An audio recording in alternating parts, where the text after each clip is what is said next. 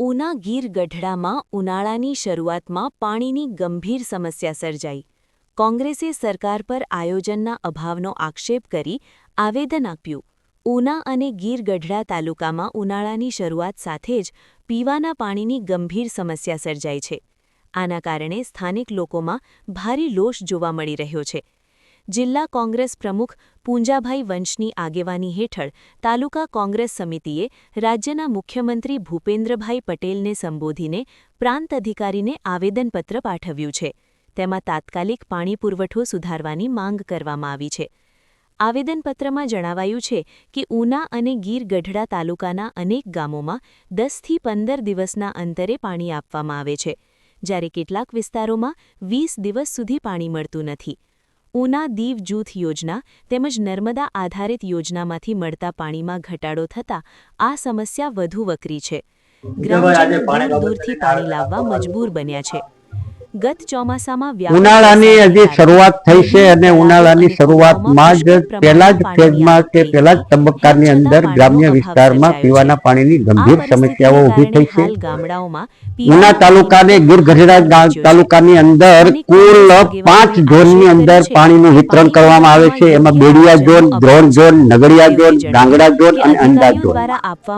બેડિયા ઝોનમાં 2011 ની વસ્તી પ્રમાણે 25 ગામોનો સમાવેશ થયો છે। એમાં 5.93 MLD ની જરૂરિયાત છે। દ્રોણ ઝોનમાં 31 ગામોની અંદર 1.93 MLD ની ડિમાન્ડ છે। નગડિયા ઝોનમાં 34 ગામમાં 1.65 MLD, ડાંગડા ઝોનમાં 20 ગામોનો સમાવેશ થાય છે, તેમાં 3.96 MLD અને અંજાર ઝોનમાં 14 ગામોનો સમાવેશ થાય છે, 3.01 MLD।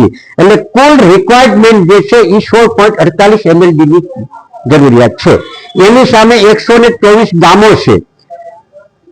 પાણી પુરવઠા બોર્ડ જે સોર્સમાંથી જે પાણી મેળવે છે એમાં નર્મદા મહી કેસરિયા, નર્મદા મહીમાંથી ઉના અને રાવળ ડેમ અને મસુંદરી ડેમ, એ જે પાણી જે સ્ટોક મેળવે છે એને કુલ સંખ્યા થાય છે 21 MLD અને 21 MLD જે પાણી સ્ટોક મેળવે છે પાણી પુરવઠો બોર્ડ એમાંથી 4.05 MLD પાણી દીવને આપવામાં આવે છે।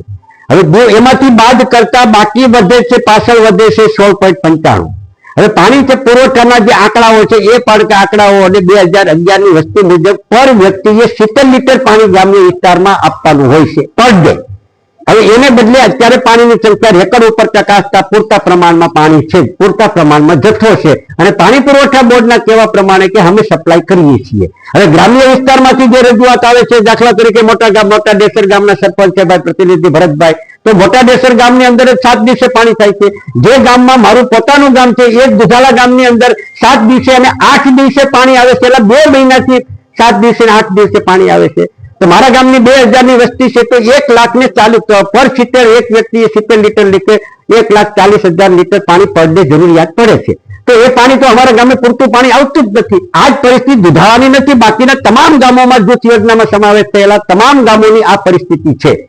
અને પાણી પુરવઠા બોર્ડ અને જે કામ પાણી વિતરણની જવાબદારી જે એજન્સીને સોંપવામાં આવી છે એ સરપંચો પાસેથી પોલામાં લઈ સરપંચોને વિશ્વાસમાં લઈ સરપંચો વિશ્વાસ મૂકીને સહયો કરી દીધી છે અને બતાવે છે કે 31 દિવસ ગ્રામ્ય વિસ્તારની પાણી આપવામાં આવે છે। હું આપની ચેનલના માધ્યમ દ્વારા આ તાલુકાના તમામ પછી કોઈ પણ પક્ષના સરપંચો હોય, જે વિચારધારા સાથે જોડાયેલા સરપંચો હોય એ સરપંચોએ ગંભીરતાપૂર્વક પોતાની ફરજ બજા કરવી જોઈએ કે તમારી પાસે કે તમારા ગામમાં પાણી આવતું નથી અને છતાં પણ તમે સરપંચ તરીકે સહી સિક્કા કરીને કે 30 તમારા ગામમાં પાણી મળે છે આખો મહિનો, આ વાત બરાબર નથી। એટલે સરપંચો પણ ગંભીરતાપૂર્વક એના ગામે જેટલા દિવસ પાણી પુરવઠા બોર્ડ તરફથી પાણી વિતરણ એજન્સી મારફત કરવામાં આવ્યું હોય એટલા દિવસની જ સહી કરે, બાકીના દિવસે પાણી ન મળ્યું હોય તો સહીઓ કરવી જોઈએ નહીં।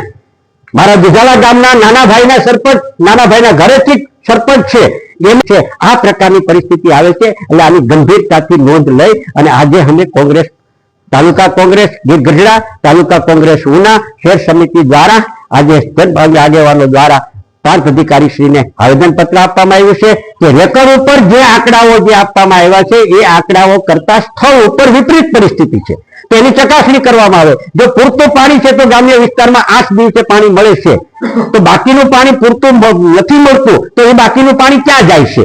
આ જાદુ છેડીથી કઈ બીજે અલગ જગ્યાએ પાણીનું વિતરણ થાય છે, અલગ જગ્યાએ જઈ શકે ક્યાં પાણી છે? અથવા કોઈ જાદુ કરીને પાણીનું છે એવું છે અદ્રશ્ય થઈ જાય છે પાણી? આ ચકાસણી કરવી જોઈએ વહીવટી તંત્રએ કે ખરેખર પૂરતું પાણી હોવા છતાં ગ્રામ્ય વિસ્તારમાં નથી મળતું, અથવા જો પૂરતું પાણી ગ્રામ્ય વિસ્તારમાં નથી તો વહીવટી તંત્ર પાણી પુરવઠા બોર્ડના આંકડા જે છે એ ખોટા છે. જો આંકડા ખોટા છે તો એની ગંભીરતાથી તપાસ કરીને ખરેખર કોણ જવાબદાર છે એની સામે પગલા લેવા જોઈએ. અને આંકડા સાચા છે તો ગ્રામ્ય વિસ્તારમાં પાણી પહોંચતું નથી તો જવાબદાર કોણ? અથવા પાણી ક્યાં જાય છે એ જોવાની જવાબદારી કોની? અને ગંભીરતાપૂર્વક આજે અમે પાંચ અધિકારી સાહેબને આવેદન પત્ર આપીને રજૂઆત કરી છે. હજી ઉનાળાની શરૂઆત છે, હજી એપ્રિલ મહિનો બાકી છે. હવે એપ્રિલ મહિનો આવશે ત્યારે શું પરિસ્થિતિ થશે અને કેવા પીવાના પાણી માટે કેવા દ્રશ્યો થશે, આ સ્થિતિ છે. નવા બંદરમાં વેચાતું પાણી લેવું પડે છે, રાજપરામાં વેચાતું પાણી લેવું પડે અને અન્યથા અત્યારે ગામ્ય અત્યારે બિસ્લેરીની નાની નાની બોટલો જે છે એ ન છૂટકે ગરીબ માણસોએ સવારે સાંજથી મજૂરી કરનારા લોકોએ પણ આ બોટલનો ઉપયોગ કરી અને પીવાના પાણીની વ્યવસ્થા કરે. આ પ્રકારની સ્થિતિ ઉનાળાની શરૂઆતમાં જ થઈ છે. રાજ્ય સરકાર મોટી વાતો કરે છે નળ સે જળ, નળ સે જળ, નળ સે જળ, પણ નળ સે જળ પાણી નથી મળતું, પણ નળ સે જળ ચકલી ખોલે તો દારૂ મળે. આ પ્રકારની સ્થિતિ અત્યારે ઉના અને ગઢડા વિસ્તારમાં છે અને વહીવટી તંત્ર આ પીવાના પાણીની ગંભીર સમસ્યાને તાત્કાલિક અસરથી વ્યવસ્થિત રીતે આયોજન કરીને લોકોને પૂરતું પીવાનું પાણી સરકારે નક્કી કરેલા ધોરણ મુજબ પૂરું પાણી આપવામાં આવે એવી માંગ સાથે આજે આવેદન પત્ર આપવામાં આવ્યું છે.